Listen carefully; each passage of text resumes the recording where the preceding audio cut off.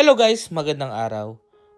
Andito nga po pala ako para i-share sa inyo ang mga masasayang alaala ng bakasyon ko. At gusto kong ipakita po pala sa inyo kung ano ba ang mga ginawa ko doon. Unang-una na po dito ay ang pagpasyal namin dito sa nabili namin property ng misis ko dito po sa Inakmagpet. Ito po palang property na to ay may luwang po pala ito na 15,000 square meters. At ito po yung aming payag or kubo na pinagawa. Napakasimple lang po ng aming pinagawa at meron din po pala kami ditong maliit na fish pond na may mga tilapia.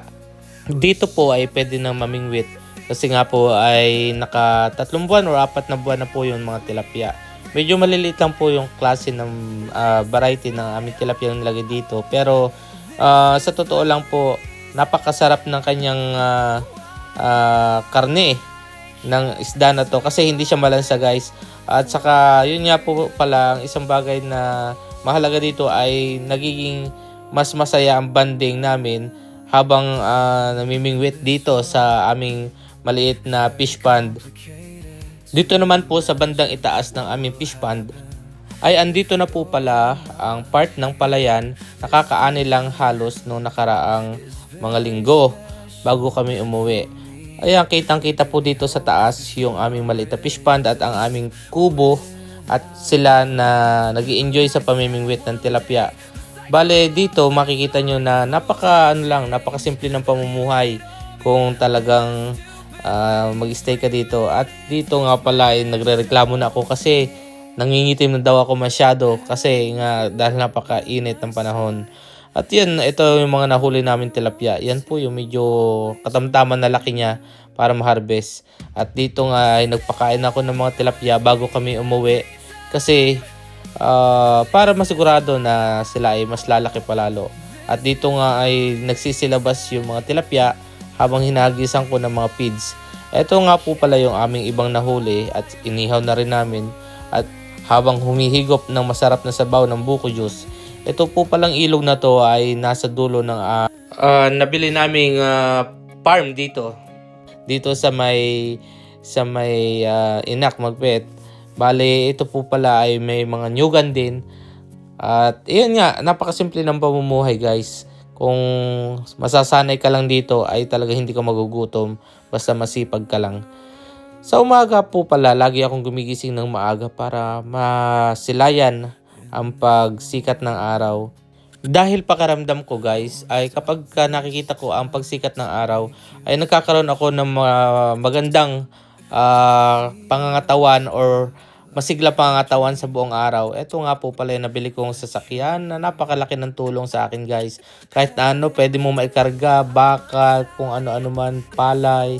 Dito sa amin guys ay libre ang mga prutas at napakadaming klase ng prutas na makakain mo. Dito nga pala sa amin, talagang napakasimple lang ng pamumuhay. Talagang kung meron ka na pundar ay mas maganda at talagang mas may enjoy mo.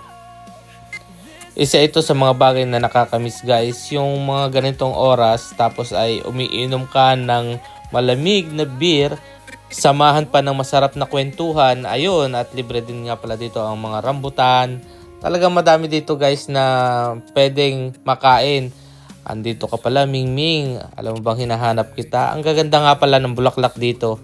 At yun, hindi naman siyempre ako papayag na sila magbuhat ng palay or humay na inani sa aming palayan. At ito nga po pala, gusto ko na rin matikman at pinagiling na namin yung aming mga palay. Siyempre, sa gabi, magpapahinga tayo. Kailangan natin magpahinga dahil ito na yung oras para mag-relax. Isa sa inaabangan ko rin pala dito ay ang tag-ulan. Kasi pag naririnig mo ang bagsak ng ulan sa iyong bubong, ay napakasarap sa pandinig ko. Parang nakaka-relax kasi siya pakinggan guys. Lalo na kung medyo humihigop ka ng kape at saka kumakain ka ng suman.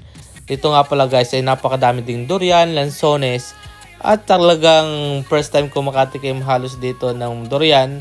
At sa una hindi ko siya nagugustuhan pero yung pala masarap naman pala at talagang masarap po talaga siya guys.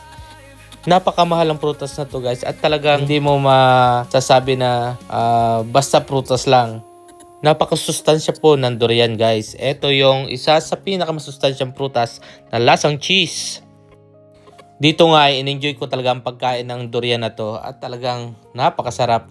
Ito nga pala, isasama ko kayo sa isa sa nabili kong farm dito sa amin. Ito nga pala ay malapit lang din dito sa gilid ng bahay namin. At ito po ay marami din tanim na mga kung ano-anong prutas. May nyug, mangustin, lansones, saging, durian, at kung ano-ano pa po, rambutan. Meron din kung ano-ano po guys. Kaya nga ako ay proud na ipakita sa inyo at i-share sa inyo kung ano man ang naging or mga napundar ko guys. Hindi po para ipagyabang, para po maging maka-inspire sa inyo guys. Dahil po nagsimula lang din po ako sa wala. At kung hindi dahil sa ibang tao or sa ating pagsusumikap din guys, ay wala po tayong mapupundar na ganito guys. Sabihin na nila po na ang yabang ko at kung ano-ano ang post ko. Yan lang po talaga. Pero sa totoo lang po, pinagmamalaki ko po talaga yan. Hindi ko po yan ninakaw or hiningi. Pinaghirapan ko po talaga yan or pinundar ko po talaga yan sa mahabang panahon.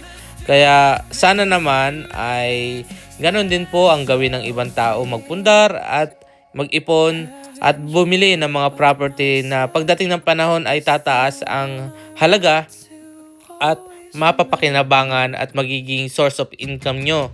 Ito pong nyugan na to ay may lawak na 5,000 or less than 5,000 square meter, at yung nabili ko naman sa Enac ay 15,000 square meters. So, total na siya ng 2 hectares.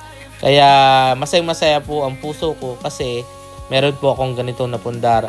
Pasensya na po at na-share ko sa inyo. Pero, ayan, gilid lang po siya ng bahay namin guys. At talagang nakaka-enjoy, at kahit na medyo may nangagat na lamok, ay shinare ko sa inyo. Kasi nga po, para lang maka-inspire din ng ibang tao. Yun lang po. Maraming salamat.